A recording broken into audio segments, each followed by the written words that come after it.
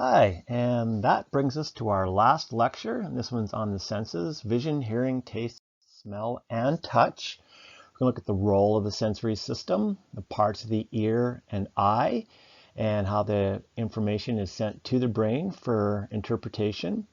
Describe the function of the system and the parts. So let's look at the two classification of senses. The first one is special senses. There's vision, hearing, equilibrium. Gustation is another word for taste, and olfaction, which is another word for smell. The general senses, such as pressure, temperature, pain, and touch, are all involved with the skin. If we go back to the integumentary system, you'll see that those are located in the skin, the nerve endings there, and positional senses in something called the Golgi complexes that let you know where your body is in space. So here are some key terms we'll be going over during the lecture today.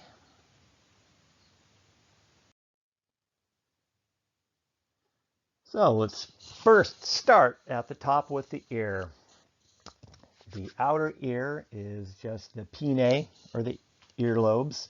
The middle ear, which contains 3 bones that we will describe soon. And the inner ear is where the actual receptors are for the vibrations that are caused in hearing.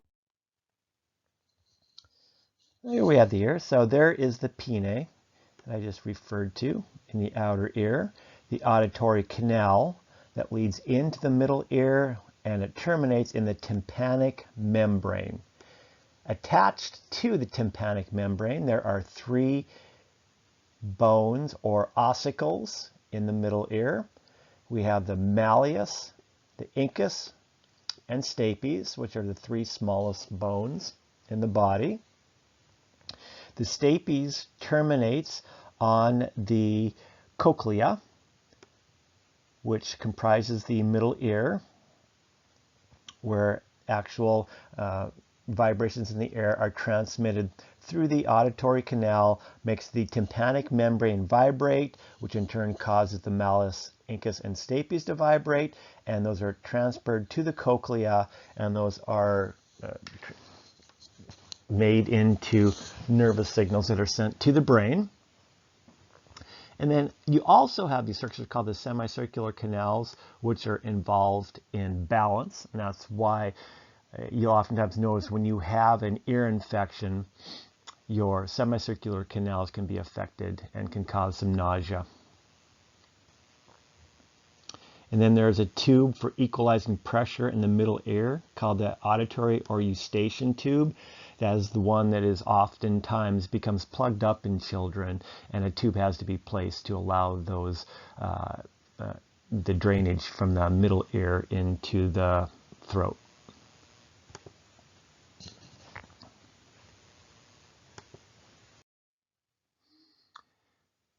Moving into the middle ear, we have those 3 ossicles we talked about, the malleus, incus, and stapes. And the sound waves, as I mentioned, are transmitted from the stapes into the inner ear. And the auditory tube or Gustation tube equalizes the pressure between the outside and the middle ear. That's when you're in an airplane and your ears pop when you're yawning, that's because the Gustation tube is being opened up to allow that pressure to equalize. Here's a blow-up of the bones of the middle ear, the malleus, incus, and stapes once again, being attached on one end to the tympanic membrane and to the other end the oval window on the cochlea.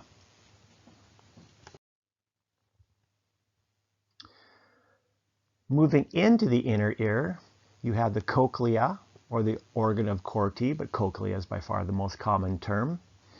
It is filled with fluid, and there are little hairs that stick up in that fluid that can sense vibration in the fluid that has been transmitted from the outside through the ear canal and middle ear, and then the nerves are stimulated and send the signals along the vestibular cochlear nerve to the brain to be interpreted as sounds. Taking a closer look at the inner ear, we have the oval window where the stapes connects, and the semicircular canals in the cochlea where all of the hearing takes place. And then we have the vestibular cochlear nerve out here to send that information to the brain.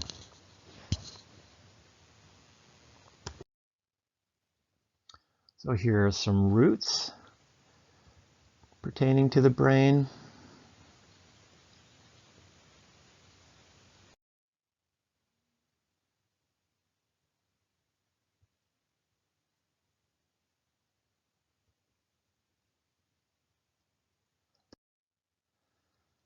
And some more key terms.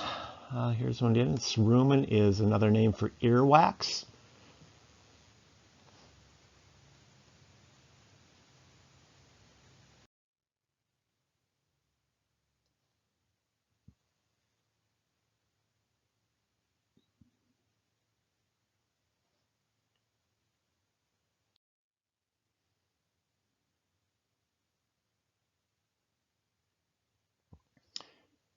And the vestibular apparatus is the one that contains the semicircular canals.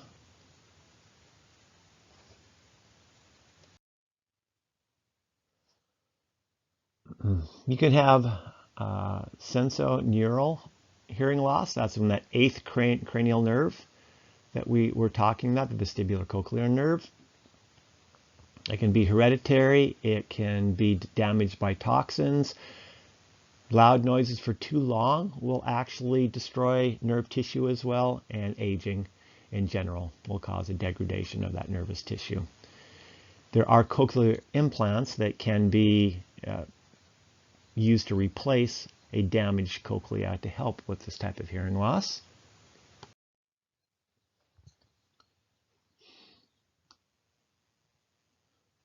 So when you have conductive hearing loss, there's a blockage in sounds transmission to the sensing apparatus. You can have obstructions in the ear canal. Infections will cause an obstruction. The ear ossicles can actually freeze up and not send the vibrations through to the inner ear well. But this can be treated. And we'll come back to how to treat that when the ossicles freeze up. And otitis media is an infection of the middle ear. And once you have a buildup of fluid, you can get an infection that can set in the middle ear. And antibiotics are a meningotomy, which you actually go in and surgically take out that fluid. It's treatment in severe cases. So I have otitis externa, is the external auditory canal gets inflamed. Colloquially, that's known as swimmer's ear, and there are fungus and bacteria that can get rid of that, and that it happens when the external ear canal gets moist for a long period of time, sets up a good environment for those fungi and bacteria to grow. You can prevent swimmer's ear by making sure the ear canal is emptied after swimming, and there are actually ear drops called swimmer. You can drop in there as well as isopropyl alcohol, essentially, that will dry up and get rid of any organisms in the outer ear as well. So otosclerosis, oto for hearing or ear, that is when the bony structures don't vibrate. And we were talking about conductive hearing loss. That is what happens when you have otosclerosis. So what you do is you have a stapedectomy. You take out the stapes and insert a prosthetic. And once the prosthetic is put in there, the problem is pretty much solved in most cases.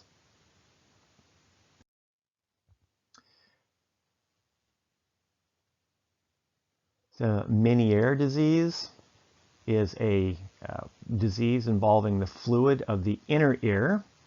You get tinnitus or ringing in the ears, and of course pressure because of the buildup of fluid. And there are drugs that can treat the nausea, and in extreme cases you can need to go and destroy the 8th cranial nerve.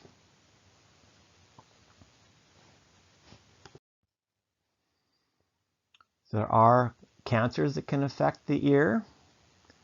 There are neuromas, schwannomas, or neurillemmomas on the 8th cranial nerve. And they can cause pressure when they build up too long and interfere with the blood getting actually to the area. And you have tissue necrosis subsequent to the interruption of blood supply. Of course, tinnitus again, dizziness, hearing loss, and can move into the brain stem and spread to the other nerves in the cranium. And you need to surgically remove these neuromas. Okay.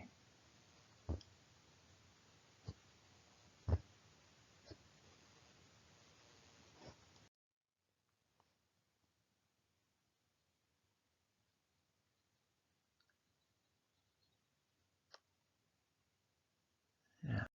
And exposed to all of these terms.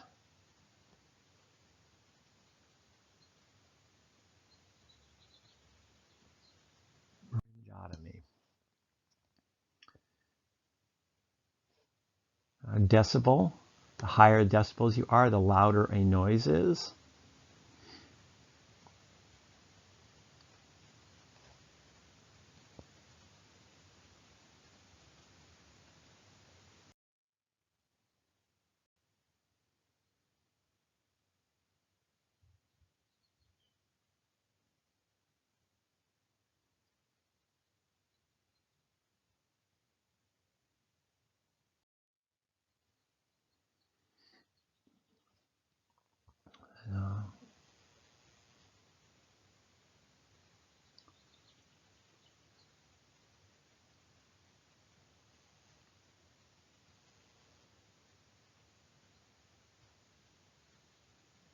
So here I always think that spondy is a 2-syllable word with equal stress on both words used in hearing tests. Other examples would be a toothbrush, baseball, cowboy.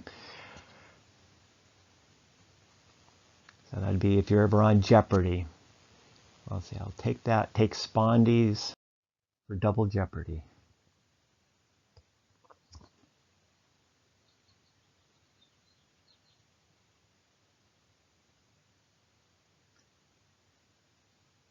Okay.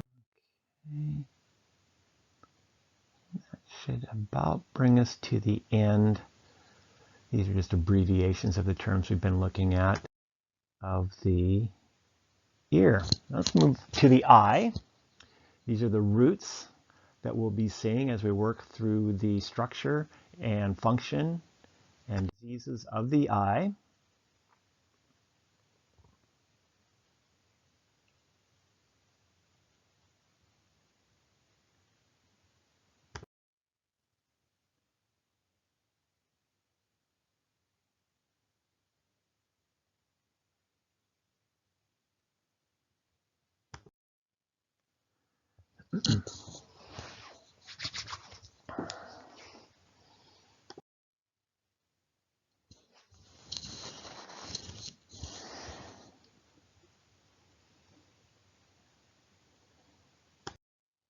Okay, here we go on the eye. With the structure of the eye, we'll start up here with the lacrimal gland or tear gland. Eyebrow just prevents sweat from running down the forehead into the eye primarily. eyelids, or palabrae, is another name for the eyelids. Eyelashes, the conjunctiva is the surface of the eye here. Here is the nasolacrimal duct or tear duct, draining tears from the surface of the eye into the lacrimal sac and ending up in the nasal cavity. It's why your nose runs when you're crying. And yeah, the superior lacrimal canal and inferior lacrimal canal.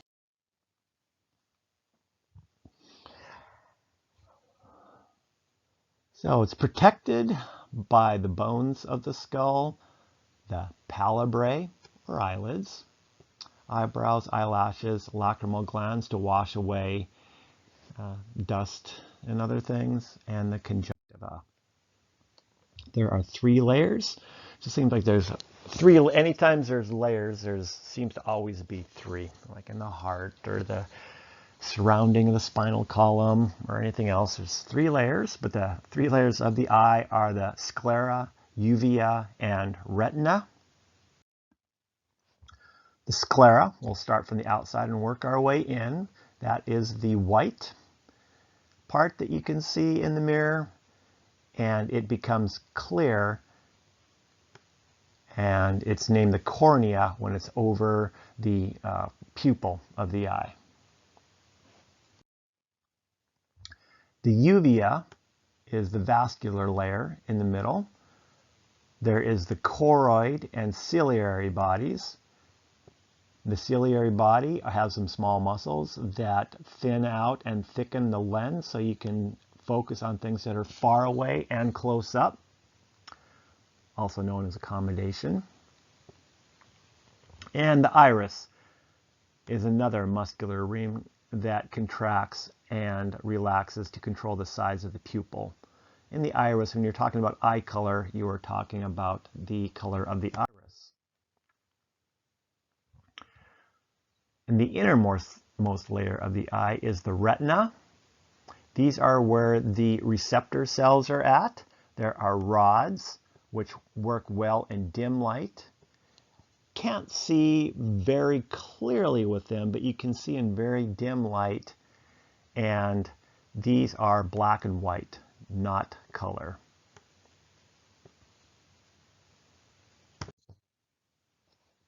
Now let's look at a side view of the eye with some of these things. So we have the cornea over the front of the eye, and underneath the cornea there is fluid called the aqueous humor.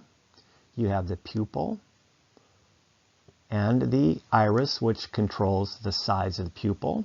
The lens directly behind that. The focusing of the lens is controlled by the ciliary muscle. The conjunctival sac that we saw before.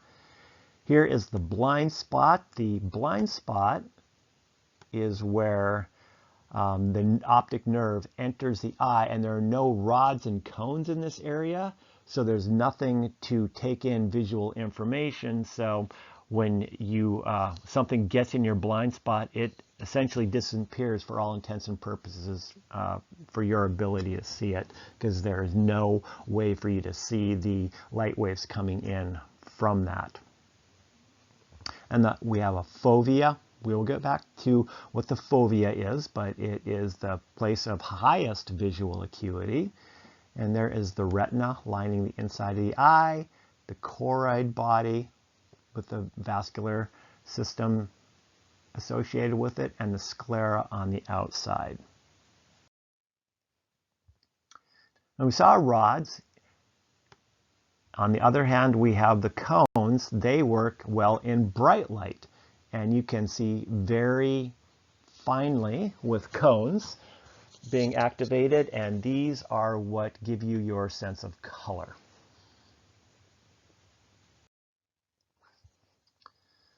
So when you're looking at something, you need refraction.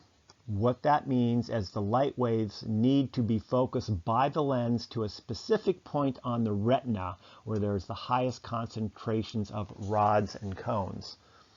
And then those cells are stimulated and send that information to the brain by the optic nerve. And we just talked about the blind spot or optic disc, where that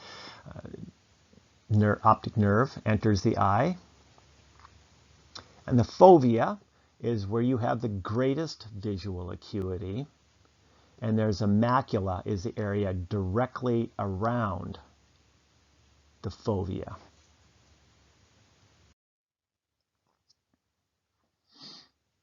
So the vitreous body is the fluid on the inside of the eye to give the eye shape and helps condition the light on the way it's to the fovea. And the aqueous humor that we saw directly in front of the lens and beneath the cornea, giving shape to the cornea, make sure it stays round. And there are 6 muscles on the outside of the eye that allow you to move your eyes around in your head and focus on different things. Okay, key terms. And we hit all of these.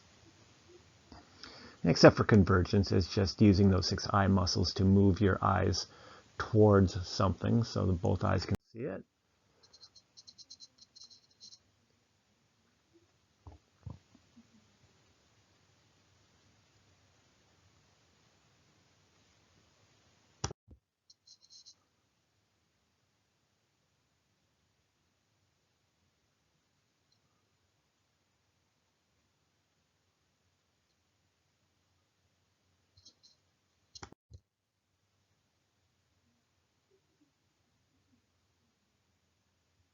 And just familiarize yourself with these terms.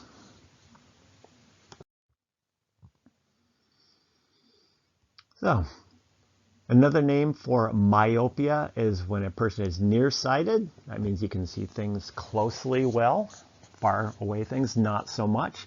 In this case, the eyeball is too long and the light is being focused in front of the fovea instead of right on the fovea. And hyperopia is farsightedness.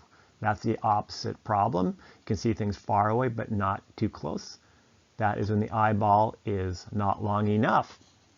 And the images are actually being focused behind the back of the eye instead of right on that fovea where it needs to be for greatest visual acuity. When a person has astigmatism, that's when the cornea or lens at the front of the eye have imperfections, waves in them, and you are unable to see clearly because the lens itself is misshapen. And then glasses can correct these. So here's nearsightedness or myopia. You can see you want it being focused back here, but it's being focused up in front. You can correct it with lens. You bring the light rays, spread them out a little bit before they get to the lens, and then you have this nice point of focus right on the back of the eye. And then in farsightedness, you can see it being focused way back here. So you want it to move it up. You can use the lenses to bring that in a little closer so you have the opposite correction and have that being focused right where it needs to be so you can see things that are up close. Okay, let's look at infection in the eye. It's known as conjunctivitis, or commonly known as pink eye, and it's very infectious. You can have scarring from trachoma infection in the eye, and this is much more common in third world countries. And newborns can contract gonorrhea postnatally and end up with a conjunctivitis that will cause blindness.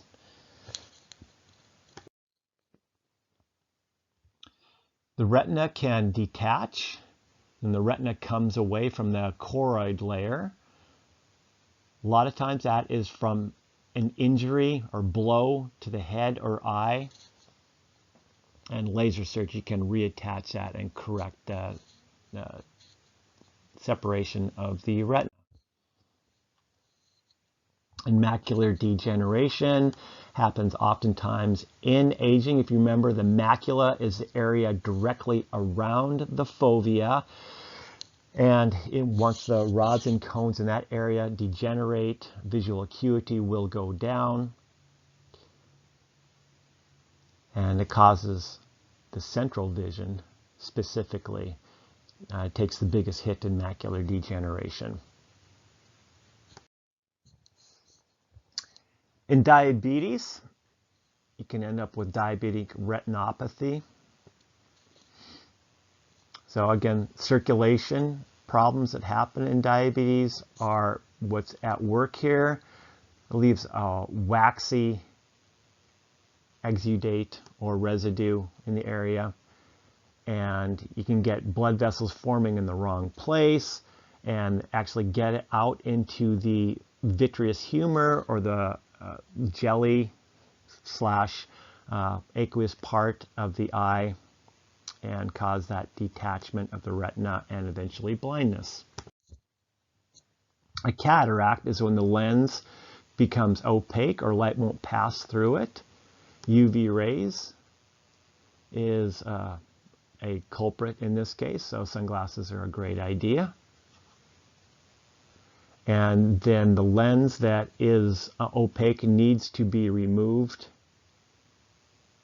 You can take off part of the lens through a process called phacoemulsification. Big word, but here is what that looks like. So you have the capsule around the outside and the lens in the middle. You can take out the entire lens in example B and put an artificial lens in its place and correct it. And you can also put a lens in the front of the pupil, either behind or in front of the pupil.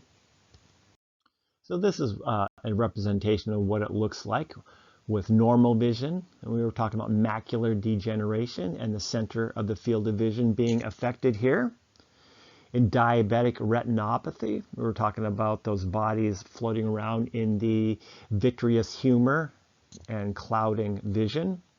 And cataract, the light will not pass through, so you end up with blurry vision because the light from what you're looking at is not making it through to the rods and cones in the back of the eye. So glaucoma is when there is pressure inside of the eye. There's too much aqueous humor being produced and it can't be drained. Usually there's a block in the drain and the pressure can cause damage to the nerves and the rods and cones and cause blindness. You can use medication to open up those canals to allow the fluid, excess fluid to drain off, and you can also surgically open up those canals.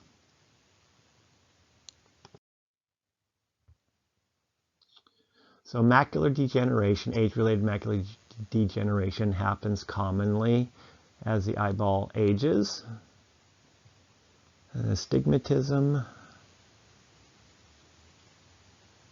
So we take a good look at all of those terms. Ophthalmia neonatorum. As we were talking again, there is gonococcus infection neonatally.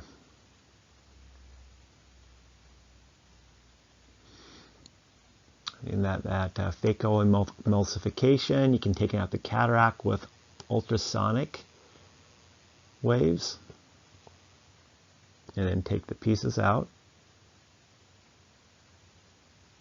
Presbyopia is as you get older, you can't see things close up because the lens isn't elastic enough to adjust to things that are up close. And let's see, chlamydia trachomitis is causing the trachoma that we referred to earlier. And really quickly here, a couple more senses. We have gustation or taste. Sweet, salty, sour, bitter, and possibly a fifth one called umami. It's still debatable whether that's a distinct receptor, or if it's kind of a combination of several of the others firing at the same time.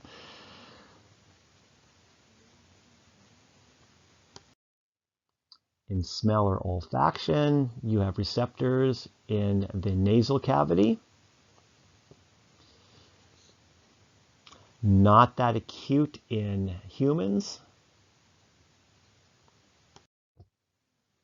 And special senses, of course, food becomes less appealing because you can't smell and taste as well.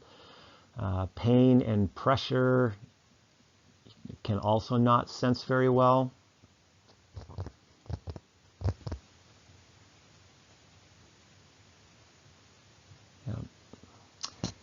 So that's your reward for aging. You get all of these special senses degrading on you. But consider the alternatives, I suppose. But congratulations to you. You've made it through all your A&P lectures, and I will talk to you all soon.